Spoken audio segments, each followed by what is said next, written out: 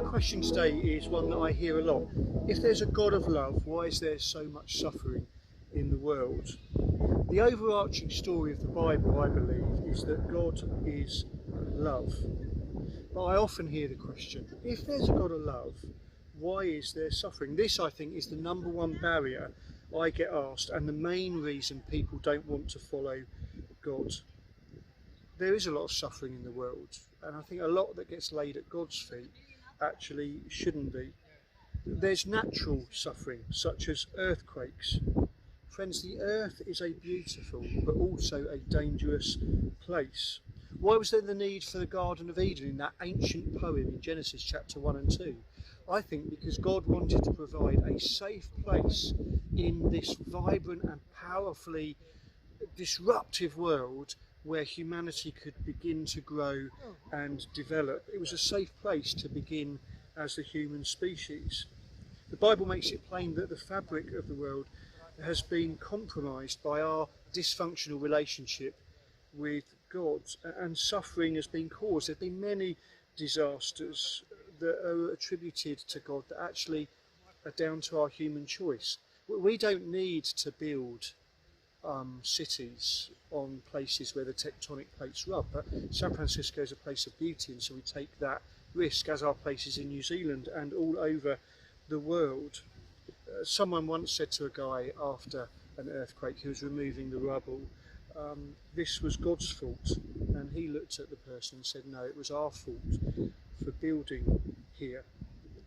Then there's arbitrary suffering. I've got a good friend who passed away just last year, and he had a brain tumour, one that came back in his early 40s, and I sat with him in the last few days of his life as he still had his humour, but we had no answers. He died. But what do we really mean by arbitrary?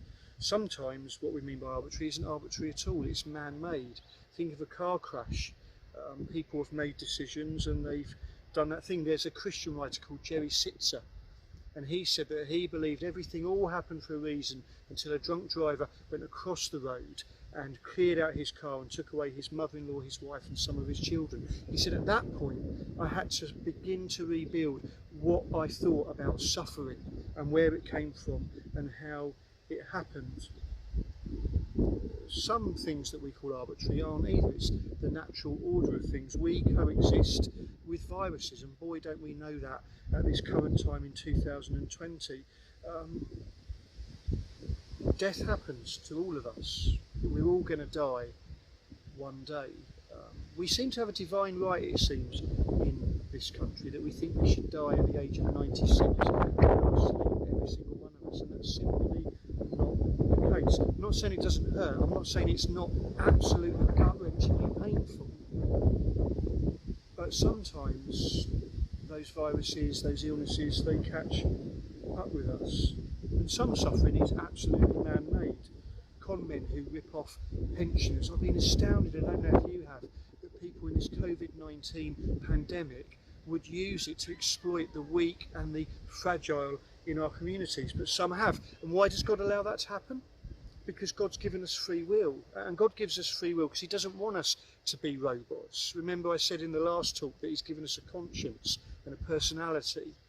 Well, we have free will, and we can do amazing things with that, beautiful things with that, and we can also do shockingly disastrous things with that. We're not robots, and we can misuse our free will. We can become suicide bombers. We can ignore worldwide hunger, where 30,000 children die of starvation every day from preventable diseases. We have that choice. So some suffering is natural, some is arbitrary, some is man-made. Why didn't God just make the world perfect? Why didn't God make it so that no bad things could happen? I believe it's because, as it says in that ancient poem in Genesis, that God made it good, and when he made us, he made it very good, and invited us to be, as it were, his junior partners in making the world an even better place. God wanted a vibrant, real, free-willed relationship with us, and that does invite in the possibility that bad things will happen. One of the big hitters in the Bible, a Christian called Paul in the New Testament, who persecuted the church before he was confronted by Jesus and his life was turned around. He said this in a letter called 2 Corinthians and chapter 11. I have worked much harder, been in prison more frequently, been flogged more severely, and been exposed to death again and again. 5 times I received from the Jews the 40 lashes minus 1. 3 times I was beaten with rods. Once I was pelted with stones. 3 times I was shipwrecked. I spent a night and a day in the open sea. I have been constantly on the move. I have been in danger from rivers, in danger from bandits, in danger from my fellow Jews, in danger from Gentiles, in danger in the city, in danger in the country, in danger at sea, and in danger from false believers. I think we can draw a conclusion there that Paul says he was in danger a lot. I have laboured and toiled and have often gone without sleep. I have known hunger and thirst and have often gone without food. I have been cold and naked. Besides everything else, I face daily the pressure of my concern for all the churches. Who is weak and I do not feel weak? Who is led into sin and I do not inwardly burn? If I may boast, I will boast of the things that show my weaknesses. Paul here was giving us a really clear indicator that suffering visits all of us. If you think that becoming a Christian, a follower of Jesus, will kiss your struggles goodbye, then we're living in la la land, because suffering is all around us. Show me one person in the Bible who didn't suffer hard times at some point. Even Jesus did. Jesus in the Garden of Gethsemane, with the wind blowing about him like the wind's blowing about me now, prayed to God and said, if you can take this cross away from me, I would love it. And all he heard in response to his prayer was this: silence from heaven. And he did suffer, and he did die. One glimmer of hope in all of this is that suffering can produce good. Have you met people? Have you watched articles on the news?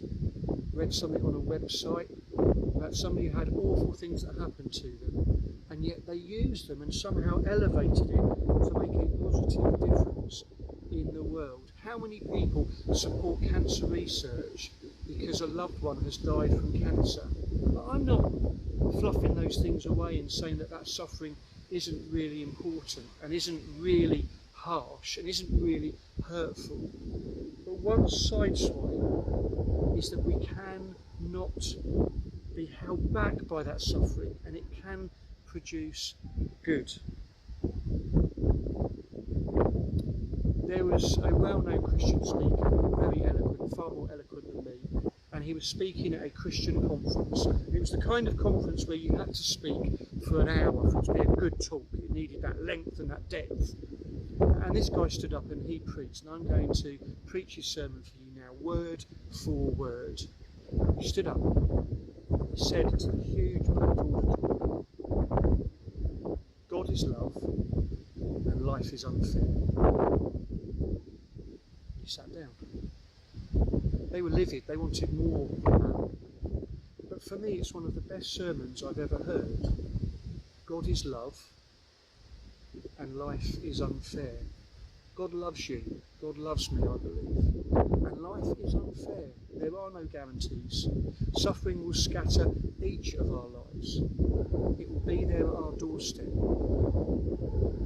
Suffering, I don't have a slick answer for it. It troubles me. I've got some questions to ask God when I get to heaven, but I hold that sermon in my heart. God is love and life is unfair.